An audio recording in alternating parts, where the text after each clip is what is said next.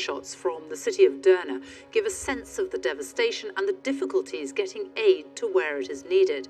The city on the Mediterranean coast was particularly badly hit. This was the port before the floods, with its population of around 100,000 people. And this is what it looks like now, after 2 dams and 4 bridges collapse. Thousands of people are still missing. The mayor of Derna says he fears as many as 20,000 people may have died. Many people were asleep when their homes collapsed around them, and many were washed out to sea in the torrent. A warning: you may find some of the images in Quentin Somerville's report upsetting. When the storm came, fractured Libya was ill-prepared. Half a year's rainfall fell in just 24 hours.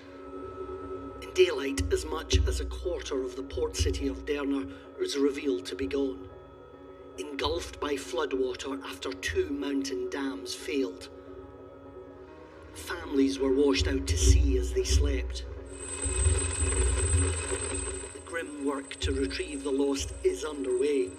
Locals working alongside the army are helping to remove the dead, which now number in their thousands.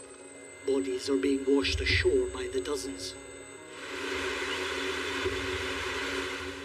With terrible force, the flood swept through this city,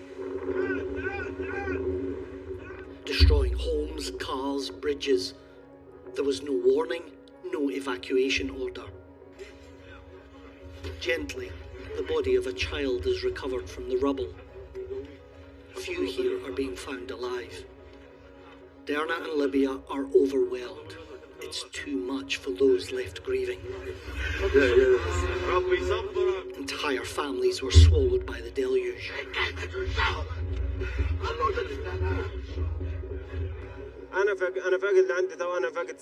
I already lost 6 people. We managed to take out 3 and we did not find the other 3 people.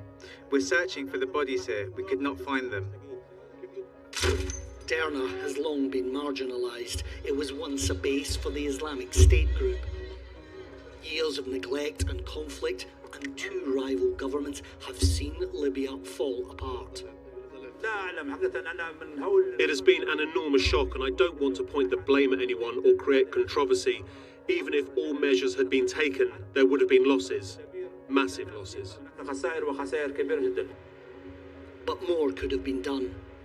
We had warned the authorities since last week, no, for years, that the dam had cracks and needs to be maintained. We said it and nobody listened to us, and now the whole of Derna is flooded. What remains here is already barely functioning. This hospital in Al-Baida is struggling, deep in water and flooded with casualties. For medical staff, it's all too much. This is a catastrophe from God. We've lost families, brothers. The figures are massive. International help is on the way. These planes are from Jordan, but with many of the roads in eastern Libya washed away, aid will struggle to get through. This is Libya's 3rd day of national mourning, and still the corpses keep coming. After a decade of chaos, this fresh tragedy is one the country can't bear alone. Quentin Somerville, BBC News. Well, Frank Gardner is with me now. He's been looking at just what happened when that storm hit on Sunday. Frank. Well, Sophie, this has been one of the worst disasters in Libya's history. But how did it happen? This satellite footage here shows Storm Daniel, which some meteorologists have been calling a Medicane or a Mediterranean hurricane. It killed 15 people in Greece in the past week, then made its way across southern Europe, making landfall in Libya on Sunday. The worst hit area has been Derna on the northeast coast.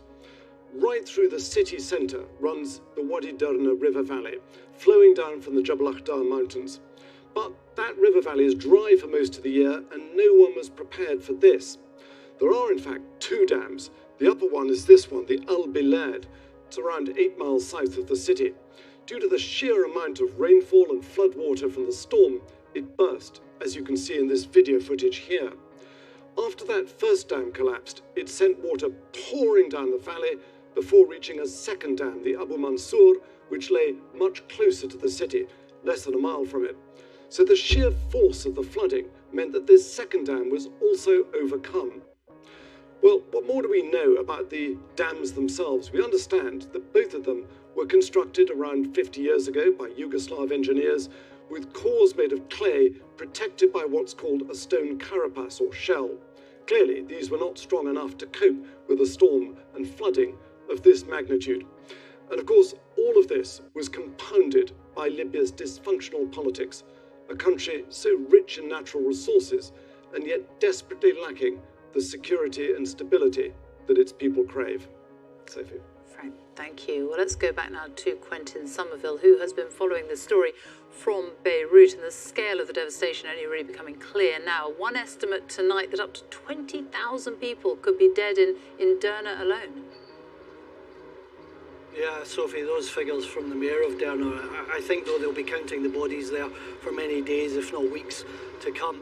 There are many countries that could have handled flooding of this scale, but not one as troubled as Libya. It has had a long and painful decade, civil wars, local conflicts, and Derna itself was taken over by the Islamic State group. The city was bombed to remove them from there.